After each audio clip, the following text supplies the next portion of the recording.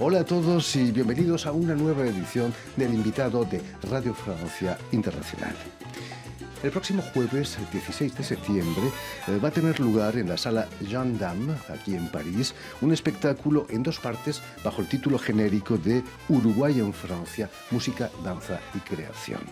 Espectáculo en el que podremos asistir a la creación de El silencio del diálogo, de Carmen Aguiar y Bárbara Brazzi, y de la actuación de la percusionista Mirta Pozzi junto al francés Pablo Cueco.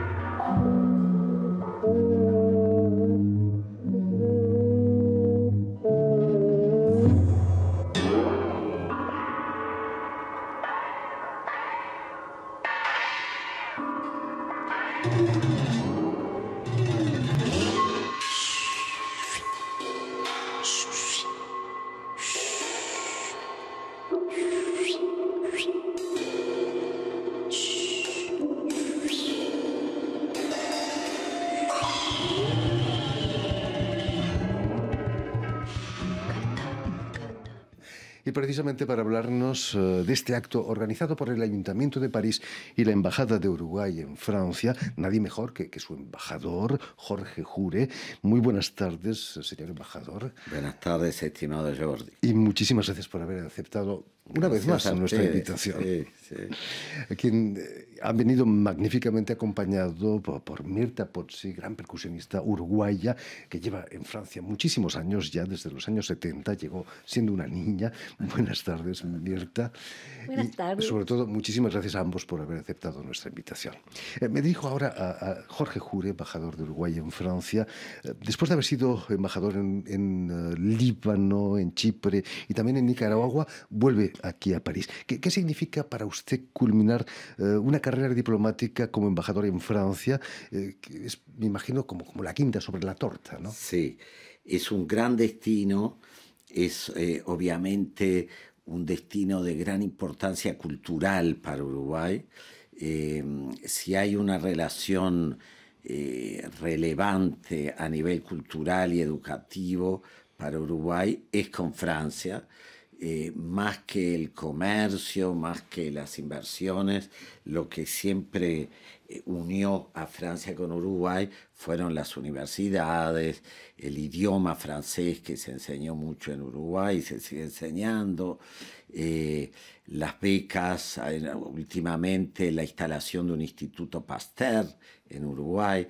Así que sí, es volver a reencontrarme con amigos y encontrar este gran país que quiero mucho. ¿Sí? Las buenas relaciones de Uruguay con Francia vienen de muy lejos, ¿no? De poco después de la independencia de Uruguay. El primer tratado que firmó Uruguay después de la independencia fue con Francia. Se cumplen ahora fue en 1833. Y en el 1836, Uruguay ya instaló su primera embajada en Francia. ¿Sí? ¿Que estaba en el mismo sitio que el actual o no? No. Me imagino que no. Se han ido mudando, estuvimos años en la Avenue Malakoff, estuvimos años en la Avenue Kléber, donde está ahora la Embajada de Perú, y desde el año 48 estamos en la Rue Jean Giraudoux. Señor embajador, una de las misiones más importantes es dinamizar, imagino, los intercambios comerciales entre los países, pero también con la Unión Europea. ¿Para cuándo la firma del Tratado Mercosur-Unión Europea? Es la pregunta del millón. 20 años negociando. 20 años de negociación y todavía estamos en veremos. Bueno, ustedes saben, esto ha salido en toda la prensa. Francia tiene reticencias en firmar por cuestiones medioambientales.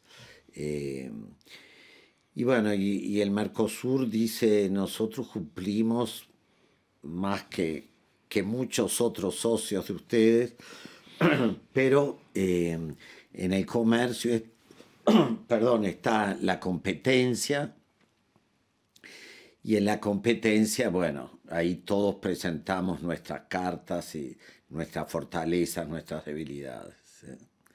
Sí. Se calcula que aquí hay más de 3.000 uruguayos aquí en Francia. Muchos son profesionales, científicos, un gran número de artistas. Sé que tiene una sensibilidad especial para los temas culturales, ¿no? ¿De dónde procede esa sensibilidad? Sí. Eh, es algo que siempre hablamos en Uruguay, por qué el Uruguay, siendo un país pequeño y con poca población, da tantos artistas, actores, músicos. eh, y siempre se dijo, bueno, hay una tradición, obviamente hay una tradición europea, que se reforzó mucho entre las dos guerras y después de la Segunda Guerra Mundial, con una gran inmigración de Europa del Este, polacos, rusos, alemanes, húngaros. Y para una sociedad muy laica como el Uruguay, eh, la cultura ha sido una forma de expresar la espiritualidad. Una forma de liberarse también, ¿no? También, también. Una forma de protesta y de reclamos en la época de la dictadura. Bueno, y hoy por hoy, como en todo el mundo, una experimentación con las nuevas tecnologías. Escuchábamos recién los discos de estos grandes creadores que yo quiero mucho y admiro mucho, Mirta y Pablo, bueno, utilizando instrumentos muy tradicionales y utilizando sintetizadores, en fin, tecnologías nuevas, ¿no? Hace unos años, señor embajador, estuvo en nuestros estudios de la Maison de la Radio para defender la uruguayidad de la comparsita, un célebre tango que muchos consideran todavía que es argentino, ¿no? Ha tenido que luchar mucho para desfacer entuertos. Bueno, sí, pero con el pueblo argentino hay una hermandad, y cuando logramos recordar que eso fue una composición de un uruguayo, estrenada en Montevideo, grabada en Montevideo, bueno, no hay mucha más discusión.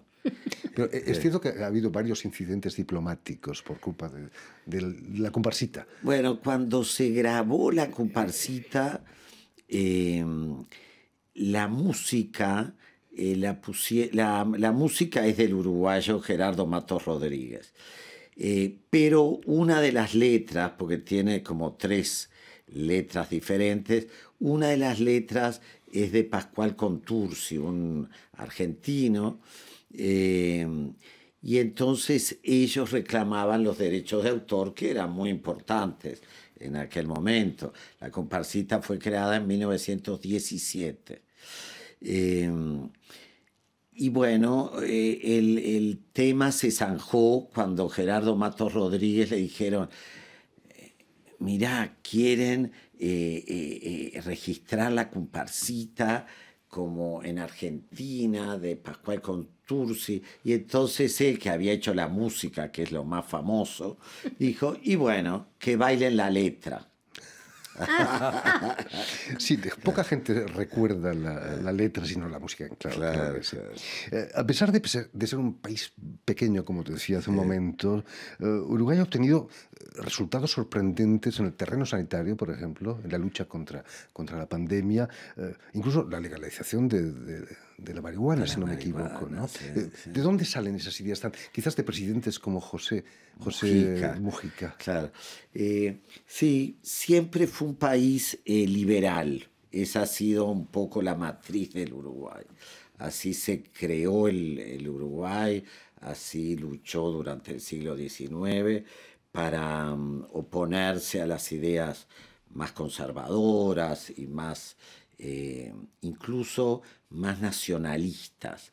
Fue siempre un país muy abierto al mundo.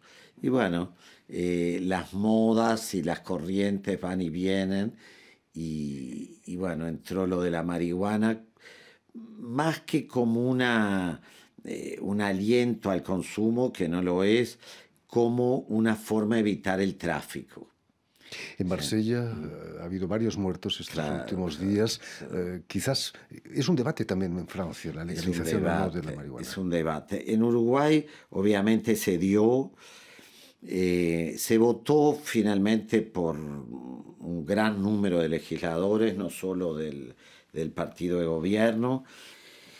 Lo que sí, bueno, con algo así como 8 o 10 años de recul, como dicen los franceses, de perspectiva, es probable que haya que acompañarlo con una campaña de prevención, porque una vez que se liberaliza, la tendencia es a incrementar el consumo. Entonces, bueno, el consumo puede llegar a ser perjudicial y más vale advertirlo. Campañas como las que se hacen aquí en Francia contra el tabaco, contra el alcohol también. Sí. Mirta Pozzi, perdona, te hemos abandonado aquí. ¿Es cierto que conociste al señor embajador gracias a que Uruguay organizó el primer mundial de fútbol en el año 1930? ¿Qué pasó? Cuéntanos. Mira, hay una historia donde fue el encuentro, el primer encuentro con nuestro embajador. Teníamos una comparsa de candombe bastante numerosa y hacíamos, bueno, el desfile con varios tambores, bailarinas, era muy animado. ¿Dónde fue eso? En el estadio de Colón, donde había ganado Uruguay en el 24.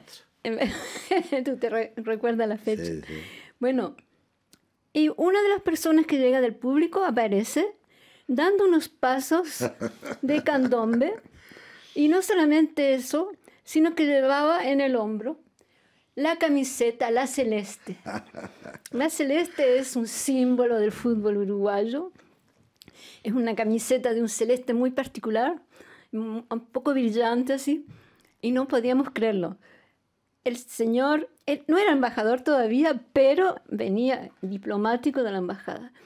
Así que bueno, llegó dando sus pasos de candombe, y a partir de ese momento fue, digamos, una gran amistad que duró largo tiempo. Después nos invitó también a tocar a la embajada.